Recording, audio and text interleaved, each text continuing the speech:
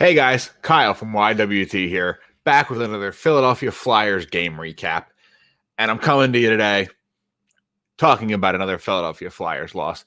This one, a 5-4 shootout loss to the Boston Bruins. This game was wild. There really was a little bit of everything. I'm very excited for Saturday's return bout, also in Boston, 7 p.m. puck drop. I'm excited for that game because this game had a little bit of everything. Some scoring, some physicality, some defense. The Flyers played a good game for most of it. We saw a little bit of that Flyers collapse in the third period. The Flyers had a 3-0 lead. You ended up, blowing it. And it's tough to do that against teams like this every night. And a lot of times you're not going to get a point out of it. And you're lucky you got a point tonight. But you're up a couple of goals. Carter Hart. So the first goal. Okay, let's talk about the Flyers jumping out to the lead first. I'm sorry. So Flyers come out and we're playing well, right? First goal is Claude Giroux in the second period. Power play goal. Absolute beauty. You love to see it. Second one, a couple minutes later, JVR. JVR played a great game. JVR scored twice tonight. He was probably I don't know if he was the best Flyers forward. He was the most effective because he scored twice. But he was great in front of the net. He was good on the power play. He was good just banging home the garbage, doing the JVR thing. He really looked like vintage JVR tonight, clearing out space in front of the net. He showed some physicality, showed some offense. Didn't show much defense, but it's James Van Riem's. Like, you don't expect that. That's fine. You go up 2, and then in the third period, it kind of falls apart a little bit. The Bruins scored 4 goals in the third period. You needed a goal from James Van Riem's, like right on a late power play to tie the game and send it into overtime and even salvage the point. But up until then, Jack Studnicka, Charlie Coyle, Nick Ritchie, Brandon Carlo, bang, bang, bang, bang. Travis Sanheim scored in the middle there. We'll talk about that in a second. But you gave up 4 goals. And again, I don't put the Studnicka goal on Carter Hart because that was a deflection and it was a bit of a bad turnover. The second one, he's got to stop that. He's also got to have the rebound on the initial shot. That puck went in on Carter Hart. It deflected off him straight back out into the slot, and Charlie Coyle just buried it on him. And you leave that puck out there, NHL players are going to bury it on you. And he's got to be able to deflect that first shot into the corner. It didn't look like a super difficult shot. I don't know what happened and why Carter Hart couldn't deflect that into the corner, but there wasn't. He's got to have that one. And if you don't have the rebound, you got to have the save. You came out. You got to have the save. If you mess up like that, you got to be able to recover. And he wasn't there. Third one, the Nick Ritchie goal, the power play goal, also not on Carter Hart. For the record, Carter Hart was not the problem tonight. He played pretty well overall.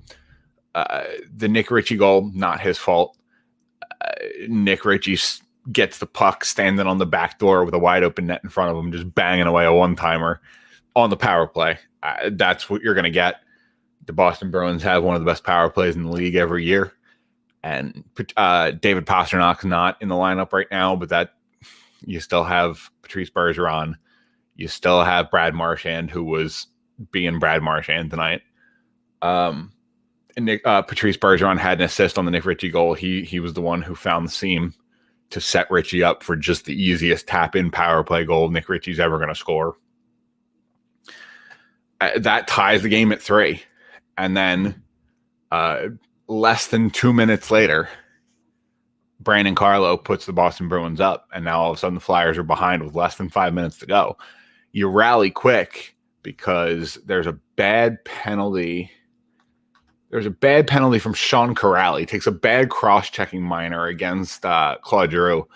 Might have been a little bit of a ticky-tacky makeup call because Scott Lawton had take a little bit of a light cross-checking minor against the Boral just a couple of minutes prior. And Boston ended up scoring, or no, Boston didn't end up scoring. They ended up scoring shortly after that penalty. And, oh no, I'm sorry, they did score on that power play. That's the power play that Nick Ritchie scored on. And it was a little bit light, so there might be a little bit of a makeup call going on Corrali there, because I'll be honest, it was a little light. If they don't call it, I'm not enraged. The fact that they called it obviously is very nice. The Philadelphia Flyers are able to convert not on the power. Oh, yeah, on the power play. Okay. I forgot if it was on the power play or very quickly after the power play had expired. It was on the power play, and that tied the game where we went to overtime. Overtime was wild. Up and down the ice, chances on both sides. Tuukka Rask made several fantastic saves. Several. Tuukka Rask also played very, very well for most of the game, really. In the third period, he made a couple of really good saves. A couple of the Flyers goals early on were, I don't want to say they were weak, but if I'm a Bruins fan, I want him to stop the Travis Sanheim goal. And I probably want him to be in better position for the first JVR goal, although they're both kind of similar goals, and it's kind of tough for Tuukka Rask because JVR scored kind of from those scrambles in front of the net. Those are situations that are tough for a goaltender. But you probably would have liked him to stop the Travis Sanheim goal. But overall, Tuukka Rask played really well. And in overtime, whatever he was doing the rest of the game, it didn't matter because he earned his game check in overtime. Tuukka Rask saved the game for the Boston Bruins no less than 2 or 3 times. Chances on both ends, obviously. Carter Hart made several really nice saves too. So kind of looking at the season as a whole, we're 4 games in or 5 games in. Flyers are sitting at 3-2. You got another game against Boston in a couple of days. It's a big game. You win that game, you're 4-2. You lose that game, you're 3-3. And you have a couple of days off after that before you take on the New Jersey Devils. So winning against Boston on Saturday will do you a lot of good for your psyche. It's a lot easier to go into that 2 or 3 day off stretch 4-2 than it is at 3-3. And all of a sudden you kind of look like you're climbing uphill because you have started 500. Starting 4-2 is going to be much better for you, especially in that shortened season, 56 games. You don't really have time to waste. And you wasted a game against Buffalo on Monday. And, we talked about that here on the recap on Monday night. And Kevin talked about it on his pregame on Tuesday. You can't afford to waste games in a 56-game season. You wasted one against Buffalo. You probably should have had 2 points against Boston here tonight.